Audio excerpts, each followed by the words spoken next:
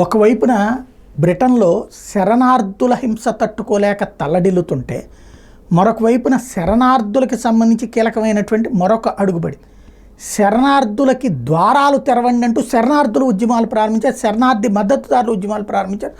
వాళ్ళకి అధికారంలో ఉన్నటువంటి లేబర్ పార్టీ సపోర్ట్ చేస్తుంది పలు ప్రాంతాలు. ఫ్రీ బోర్డర్ ఉండాలట. ఇప్పుడు మనమేమో అక్కడికి పోవాలంటే చదువుకోవాలన్నా ఉద్యోగం చేయాలన్నా మన దగ్గర ఎంత డబ్బులు ఉండాలి, మన బ్యాంకులో ఎంత ఉండాలి, మన ఆస్తి ఎంత ఉండాలి, మన కుటుంబ సభ్యులు రాకుండా అక్కడ ఎట్లా ఉండాలి, ఇన్ని రిస్ట్రిక్షన్స్ పెట్టుకొచ్చారు. అంటే కష్టపడి వెళ్ళేటటువంటి వాడికి అది.